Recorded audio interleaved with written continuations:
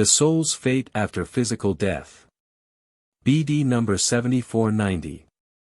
December 30, 1959. After death you will enter a completely different world than Earth, but you have the possibility on Earth to shape this world such that it will make you happy and you will gladly replace your life on this earth with it.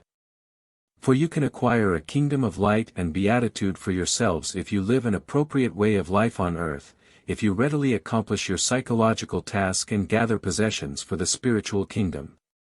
Then the world which you enter will truly be a kingdom of bliss. You will not stop rejoicing and marveling and would never ever want to return to earth again, if this were at all possible.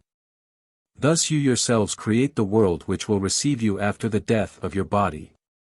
And therefore you should live responsibly on this earth.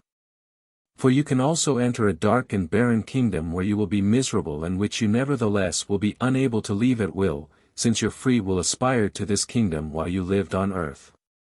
This, too, was your own affair, it was your own will, for your way of life on earth was such that your fate in the spiritual kingdom could only result in torment and constraint, in darkness and weakness.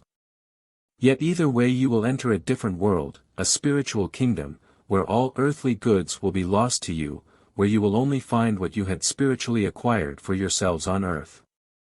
And therefore it is a dreadful state for souls which had not acquired any spiritual goods at all, which had only tried to obtain earthly goods and therefore entered the kingdom of the beyond entirely destitute, where it will then be extremely difficult to attain spiritual possessions, albeit it is not impossible.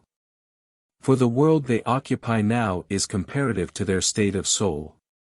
It can mean that the soul continually wanders through dry and barren places where it can't find anything at all to satisfy its hunger, by which such souls are constantly tormented.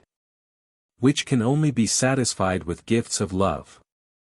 With a supply of strength obtained through loving intercession for such souls. This is why a soul can already be called blessed if it is followed by kind thoughts beyond the grave and if it has done good works that follow it into eternity. But poor and needy are the souls which have not earned their fellow human beings' love, which are followed by unpleasant thoughts and have to suffer them far more than you humans on earth can possibly imagine.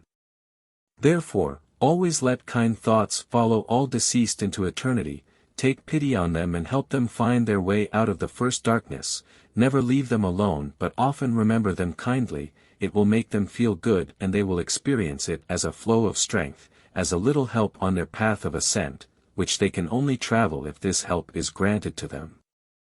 The soul creates its own fate which will await it in the kingdom of the beyond, and in order that it will be a beautiful and pleasing one you shall work for it while you are still on earth, you shall acquire spiritual possessions and always carry out deeds of love, for such deeds will follow you into eternity and amount to a spiritual wealth with which you can work for your own and other souls' happiness.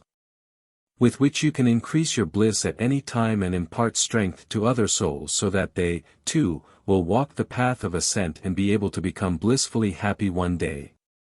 Even if this path of ascent will require a lot of strength and effort, but with good will it is nevertheless possible to progress if they receive help from their spiritual friends and from people on earth who always remember such souls in their prayers. Amen.